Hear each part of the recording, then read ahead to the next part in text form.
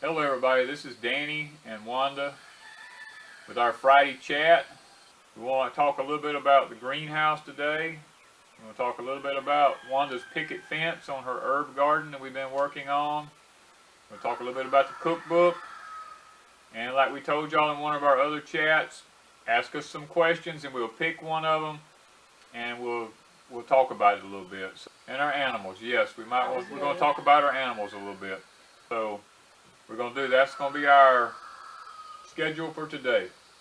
If we got enough time, we're going to try to get all this in. So if we don't chase too many rabbits, we'll be able to get it in. So first off, I'm going to let Wanda talk about her cookbook because that's what she wants to do first. Okay, I want to thank everybody for ordering cookbooks so far.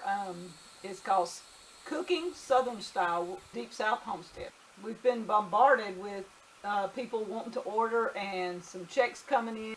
Everything's on schedule. It's a real simple, deep, down south cookbook. A lot of vegetables, a lot of desserts with berries and stuff. Things that, most everything is something that we cook here from what we grow. And so we think you'll be pleased with it. We did a couple of personal pages and some things that is dear to our heart we added to. And we're going to sign the cookbooks and send them off sometime at the end of July. So y'all just be looking for that. And the quicker we get the orders in, the quicker we can make this happen. So yeah. Okay, the next thing we want to talk about is Wanda's picket fence. That's been something we've been working on for quite some time. And how this picket fence came about was we have a neighbor who has tore down an old house on his property over there. And I guess it was a house built back in the 50s, I reckon. Maybe. Probably. Could have been a little earlier than that. But it had a lot of the old heart pine lumber on the walls on the inside. And so we saw all these pieces of lumber laying around out there, these little tongue and groove boards, I mean anywhere from 3 to 6 feet long, that they weren't going to use. And this idea popped in my head, well, I can cut the tongue and groove side off of those boards because they're actually old laddered boards. They'd be great for a picket fence. And that's what we did. We went over and salvaged those and refurbished them, and we've been cutting them and getting them stacked up, and we've got getting them painted now, and she's actually been able to get them put in her herb garden. You know, in the card up here, we'll put you a picture of how far we are along with it right now.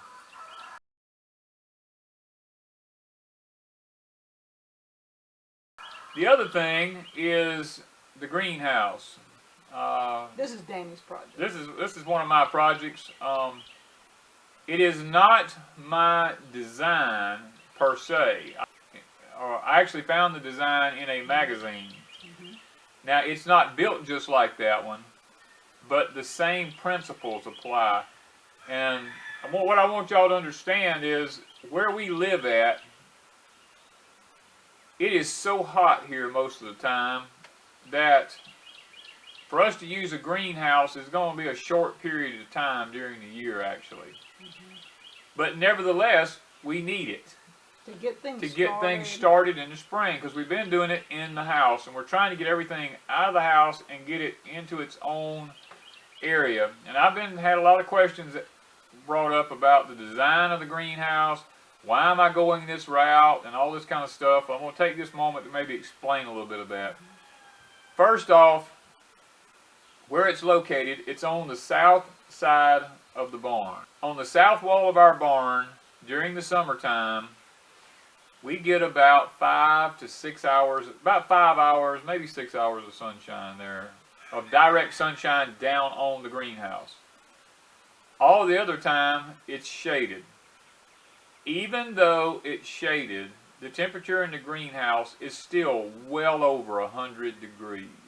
So in the summer, we couldn't really grow. So in the summertime, it's not really feasible for us to grow many things in there that, unless it's really a heat-loving plant. We may have to use it for a dehydrator or something. That might be a We'll have to see what the options are. But what happens in the wintertime, as the sun goes south, then we get complete sunshine on the greenhouse from sun up till sundown. So that's why it's on the south side of the shop. And even then, the temperature of it's going to still be well over 100 degrees inside because our wintertime temps are just not that cold. But now, I put it on the back of the shop not only for that reason, for the fact that of the sun. I also done it during the wintertime. My shop gets extremely cold on the inside because it's an all-metal building. And that greenhouse will help to warm that south wall in the shop, thus warming my shop up on the inside. And then I've had the question asked about the wood heater pipe going into it.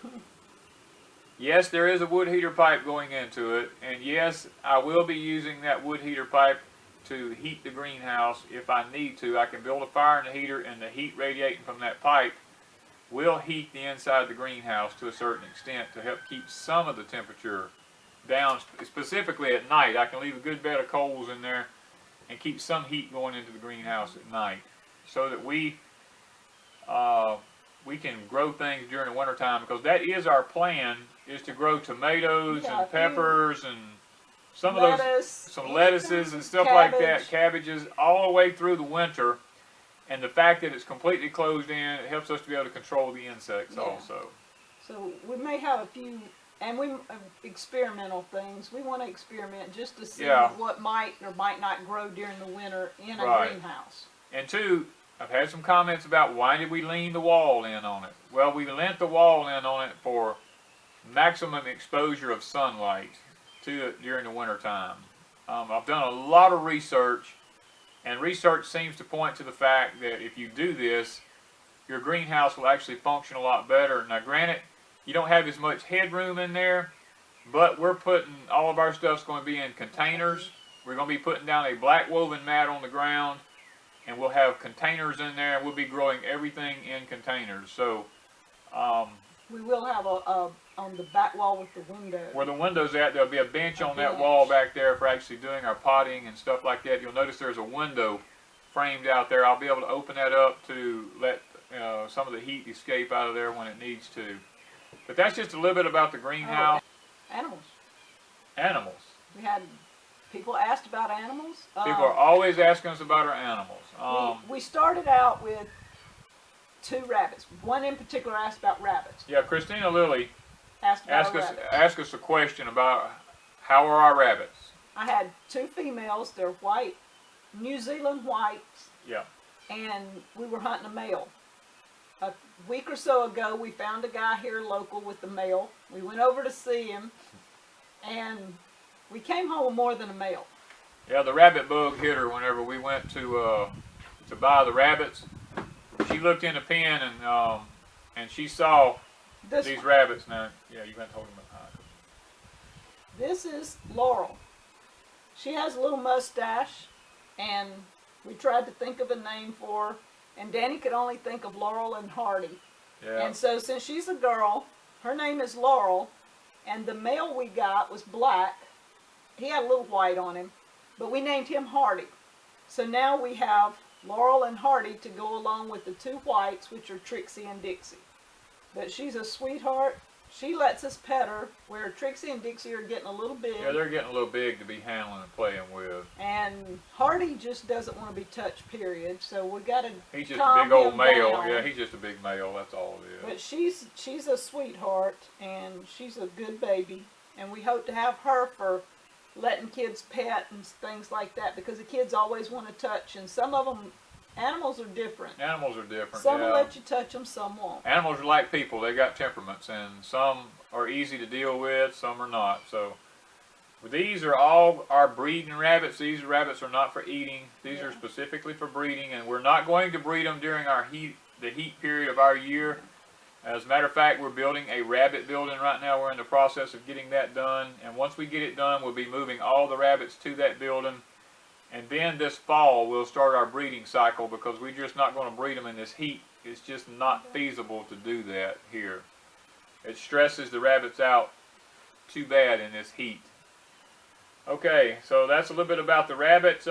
Yeah, we have the chickens now. From all our little buildings are full. And if you went and saw our... We're going to put a link up here in the card. To our chicken house chicken house tour. And right now, our chicken house is to max capacity. We have... Plus rabbits. Yeah, we have rabbits in there with them actually because we don't have the rabbit building finished. But we have baby bitties that was born, what, 3 days 3 ago. days ago, 3 or 4 days ago. We got those in there with the heat light on. We've got, what are they about? Less than 3 months. Less than 3-month-olds in the next room. With the rabbits. With the rabbits. Then we've got the 1-year-old That's laying. And then we've got the 2-year-olds that are laying. Mm-hmm. Plus we have chicken tractors full of hens. So, and your roosters. we've got, I know this question's been asked a lot.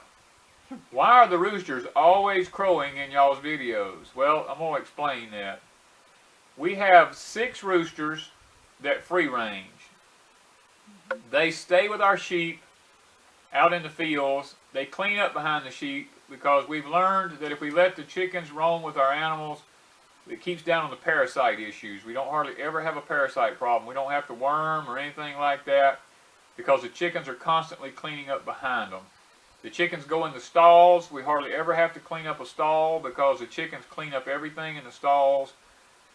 That's why we let our roosters free range with the animals, and they stay right with them. They don't get out and mess with the gardens or anything like that. And then we have, in the 1-year-old and 2-year-old chickens, we have a rooster in each one of those pens for breeding purposes. And then we have a spare rooster who stays in a pen by himself should something happen to one of our other roosters. We also have a full-grown male rooster that we can put in for breeding purposes. We have 9 roosters on our property that are full-grown, that when one crows, they all start crowing. It's just a dominance thing with roosters. So and right now they're being quiet, so that's really strange. Yeah, that's kind of strange right now. It makes you wonder. It's almost like a kid when it's quiet. You wonder if they ain't into something. But that's our roosters. Now the sheep. Now the sheep. We have 2 sheep. We have a blackhead dorper, and we have a white Katahdin. The white Katahdin is a female. Named JoJo. Named JoJo. The blackhead dorper is a male. He's mixed with Katahdin. Mixed with Katahdin, and we named him Frankie. And the reason we wanted the dorper to go with the Katahdin is the dorper has a much larger neck area up in the front shoulders and the neck up in here. And these animals are for breeding purposes, and we're going to be raising sheep specifically to eat. Because of the nutritional level of lamb, we'll be butchering them before they're 6 months old. And this is the breed and the way we decided to cross them in order to get the most meat out of an animal that we could after doing extensive research. They're very resistant to this type of heat, so we don't have to worry about heat stress too much. The only thing that's really a problem for us to start getting used to is the simple fact that sheep just don't like to be handled that much, and they're still a little skittish when you try to get close to them. But we're working on that. We're gradually getting them coming in a little closer and a little closer. But because we don't have sheep dogs and we don't have all this kind of stuff to handle them with, so we have to handle them by hand. Now we are going to be adding some more Katahdin females to the herd once we get better situated. We're building some chutes right now and some head squeezing things and all that in order to be able to run them up in, because we like to keep halters on all of our sheep's head. It makes them extremely easy to handle. When you need to get a hold of one of them, you can. So we got all that going on as far as projects. The other question Christina asked was, what do we do if an animal dies? For the most part, we don't have a lot of death of animals, unless it's a rooster that gets out and Danny kills it and he butchers it. And basically he takes in the remains. Once we butcher something, he has what he calls a graveyard. Yeah, on our property here, we have a specific place on our property designated that I call it the graveyard. It's specifically for, like, when we butcher animals, the entrails and stuff like that we're not going to be using. We put those in the graveyard. We always have predator control going on here. We're constantly downing predators here, and I guess that's one reason we don't really have a lot of loss of life as far as animals is concerned, is because we leave on our homestead. You have to understand, we have steel traps set year round. We have live traps set year round. We never take our traps down. And even like today, there was a possum in the live trap. Yeah. And we didn't even put bait in it. It wasn't even baited. He just got in it. So, I mean, we're constantly catching animals like this on the homestead, and we dispatch of them because we don't, want anybody else to have any problems with them. But we don't lose very many, like, have anything mess with the chickens or so far the sheep or the rabbits. Nope. And occasionally we'll have a baby that dies because of whatever, Right. You just don't save every baby. Every animal, every baby chicken is not going to live. But so far we've not lost any rabbits. We've not lost any large female hens or roosters. Or anything like that. And you have to understand, we live in a very understanding neighborhood here. Most people realize that have dogs. They keep them put up. They keep them put up, but we have very understanding neighbors. They all kind of adhere to that, and they know what's going on. So. And we have pigs. Delilah will have her babies in about 2 weeks. Yeah. So we'll have baby pigs again. Have baby pigs. And we don't usually. So far, I don't know. Out of 3 or 4 batches of pigs we've had, we've lost maybe one. We lost one, and the only reason we lost one was it was born during the wintertime, and it got away from the mama while she was having the others, and it got chilled. And it was during the night when we were asleep. So yeah. We've not lost a lot. So. We've been really blessed. God's been good to us as far as our animals is concerned. We just haven't lost a lot of animals. But we do have a graveyard on our property to answer Christina's question there. Okay, the other question she wanted to know is, if we knew then what we know now, would we still homestead? Yes. The answer is yes, because I'll tell you, Wanda and I, we live a life that some people only dream of living. And some people really wouldn't want to live it because they don't want the work. Well, it's not necessarily just the work. It's the fact that we don't go and do. We're not goers. Yeah. Because a lot of people, I'm trying to figure out how to word this so it's not offensive. A lot of people can't wait to take a vacation. A lot of people can't wait to take a trip. Our homestead to us is our vacation. Is our vacation spot because we love our home. We're not going to pour every effort we have into our homestead and then just wait for every moment we can to get away from it. Yeah, because we have the serenity here that most people go to the mountains to hear the birds, to watch the animals.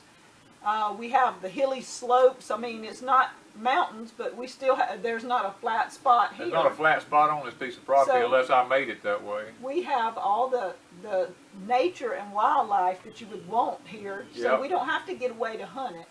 It's pretty hot and humid, so we've got the beach thing going on. Got the beach thing going. My neighbor's got a pond right next to us here. If we need to get by water, we can go get by the water. Yeah. So, I mean, if you wanted to fish, the pond's here. Yeah. If he wanted to hunt, he can hunt here. I can hunt here. There's plenty of wildlife. What else do people go see? Amusement parks and things like that. That doesn't thrill either one of us. That's not something that thrills either one of us, is that type of stuff. We're not into most of that. We don't get into a lot of shopping. Neither one of us are shoppers, so anything that people would go on vacation to do, there's not a whole lot that Danny and I do. Well, we're not trying to escape anything. Yeah, and what we do here, we don't need to get away from. No, I mean, because to us, this is heaven, because we have you notice in our chats, we're outside. You don't hear anything. Most people come to our property and they stand around, they start looking up in the air and they start looking around, and I'm asking, I said, what's wrong? And they'll say, I don't hear anything.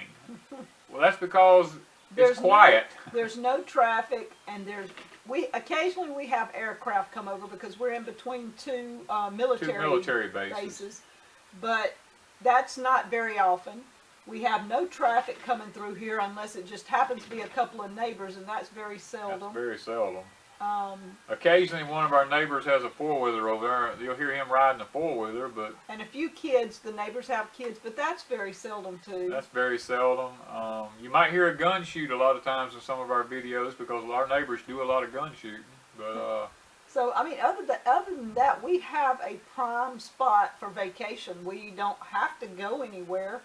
So if we knew then what we know now, yes, Yeah, Danny and I would have met earlier, would have been. Oh, if we'd have met earlier, we'd be a lot further along than what we are now. Yeah. Because Wanda and I actually complement one another, and that's the one thing that a lot of marriages don't have, and we do have that. Yes. We enjoy each other's company 24 hours a day. I know I talk to a lot of people, and they can't wait to get away from their spouse. And I'm just the opposite. I can't wait to get up in the morning and get started with my spouse. You know, so because we work so well together. And that's just a gift from God. It is. That's the way I see it. There was people mentioning on my greenhouse thing. They talk about that red dirt and that gravel. Our homestead, we are extremely blessed here. We have so many different soil types on this property. We have rich bottomland that stays wet almost year round. We have running streams on our property, which keeps everything watered in the bottom down in there. We have our own gravel pit. Our soil is sandy loam soil. And we have a supply of sand that over here just keeps washing up. If we need to mix our own cement, we have rocks, we have sand, we have a cement mixer that goes on our tractor, so we pour our own cement here. We mix our own. And we've amended enough of the soil up here in the garden that it is really a rich, dark soil up there. Okay, that's that's basically our chat for today. So we just want to give y'all a little update on some of the things going on here on the farm. And I guess we'll see y'all next time. Thank you from Deep South Homestead.